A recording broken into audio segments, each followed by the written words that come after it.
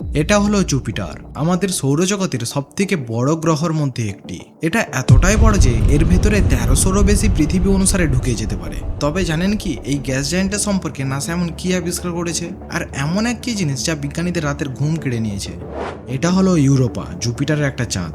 উপর থেকে দেখতে অবিকল একটা জমে থাকা বরফের বলের মতো, কিন্তু নাসা বিজ্ঞানীদের মতে এই বরফের স্তরের নিচে লুকিয়ে আছে একটা পুরো আস্ত মহাসাগর। প্রথমবার যখন আমি এটা সম্পর্কে জানতে পারি, আমার তো রীতিমতো বিশ্বাসই হচ্ছিল না, একটা ছোট্ট চাঁদে এত জল। তবে এটাই তো বিজ্ঞানীদের সৌন্দর্য, যা দেখা যায় তা সবসময় সত্য নয়, আর যা সত্য তা সবসময় দেখা যায় না। চলুন তবে একেবারেই শুরু থেকে শুরু করা যাক।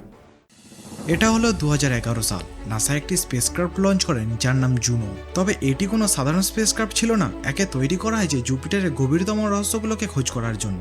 5 বছরের দীর্ঘযাত্রার পর 2016 সালে যখন জুপিটারের কক্ষপথে পৌঁছায়, তখন থেকে আজ পর্যন্ত এমন সব ডাটা পাঠিয়েছে যা দেখে বিজ্ঞানীদের হোশ উড়ে গেছে।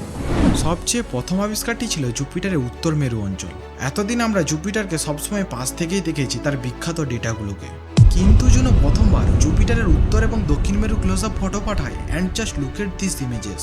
এই দেখুন জুপিটারের উত্তর মেরু, অবিকল একটা পেন্টিং এর মতো লাগছে, তাই না? এটা কোনো পেন্টিং নয়, এটা বাস্তব ছবি। তুমি যে নীল আর সাদা ঘূর্ণগুলো দেখেছো, এগুলোই হলো সাইক্লোন, আমাদের এখানকার হ্যারিকেনের মতো। কিন্তু এগুলো সাইজ কত জানেন? এক একটি সাইক্লোন আমাদের পুরো পৃথিবীর মতো সমান। আর সবচেয়ে অদ্ভুত বিষয় কি জানেন? এই উত্তর মেরুতে এমন 8টি সাইক্লোন রয়েছে যা একটি অষ্টভুজ আকারে সাজানো রয়েছে। মাঝখানে একটি বড় সাইক্লোন, আর তার চারপাশে রয়েছে 8টি ছোট সাইক্লোন। অপরদিকে দক্ষিণ মেরুতে 5টি সাইক্লোন আছে যা একটি পঞ্চভুজ আকারে। এবার ভেবে দেখুন, ভারতের হ্যারিকেন আসে আর চলে যায়, কিন্তু জুপিটারের সাইক্লোন বছরের পর বছর একই স্থানে ঘুরতে থাকে। না একে অপরের সাথে ধাক্কা খাচ্ছে, না কারোর সাথে মিশেছে। কিন্তু বিজ্ঞানীরা এখনো বুঝতে পারেনি এটা কিভাবে এত স্থিতিশীল। কোনো অদৃশ্য শক্তিকে এদেরকে ধরে রেখেছে, নাকি জুপিটারের অভ্যন্তরে এমন কিছু আছে যা এদের ভারসাম্য বজায় রাখে। আর এখান থেকেই শুরু হয় অদ্ভুত আবিষ্কার, জুপিটারের ভেতরে কি আছে। জুপিটার একটি গ্যাস জায়ান্ট, অর্থাৎ এর কোনো কঠিন তল বা সারফেস নেই। এটি পুরোটাই গ্যাস ও তরল দিয়ে তৈরি। কিন্তু প্রশ্ন ছিল, এর কেন্দ্রে কি কোনো কোর বা গর্ত আছে? বিজ্ঞানীদের ধারণা ছিল যে হ্যাঁ, থাকা উচিত, একটা ছোট পাথরের কেন্দ্র।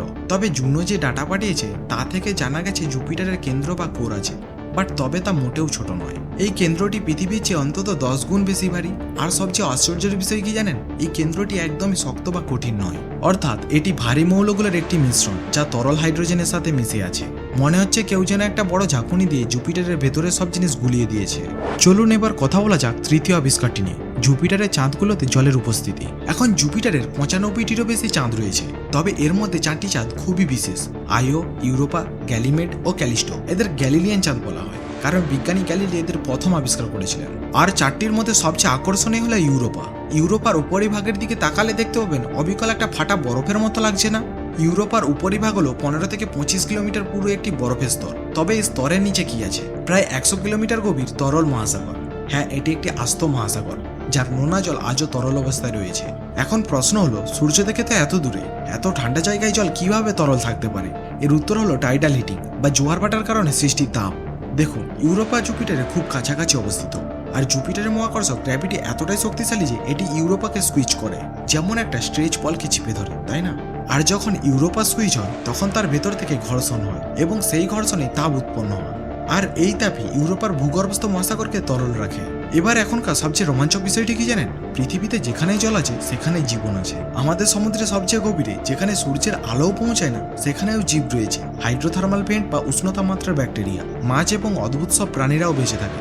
তাহলে কি ইউরোপার ভূগর্ভস্থ মহাসাগরে জীবন থাকতে পারে? নাসা বিজ্ঞানীরা বলেছে এটাও সম্ভব, এবং এই কারণে নাসা একটি নতুন মিশন পরিকল্পনা করছে যার নাম ইউরোপা ক্লিপা। এর কাজ হবে ইউরোপা পৃষ্ঠে স্ক্যান করা, এর মহাসাগরের গভীরতা মাপা এবং সেখানে জীবনের কোনো লক্ষণ পাওয়া যায় কিনা তা দেখা। এখন ইউরোপাও কিন্তু একা নয়, গ্যালিমেড এবং ক্যালিস্টোতেও ভূগর্ভস্থ মহাসাগর থাকা ইঙ্গিত মিলেছে। অর্থাৎ জুপিটারের আশেপাশে একটি আস্ত জলের উৎসর্গ গড়ে উঠেছে। এমন ইন্টারেস্টিং ভিডিও পেতে চ্যানেলটিকে সাবস্ক্রাইব করুন। নেক্সট পার্টের জন্য কমেন্ট করতে ভুলো না।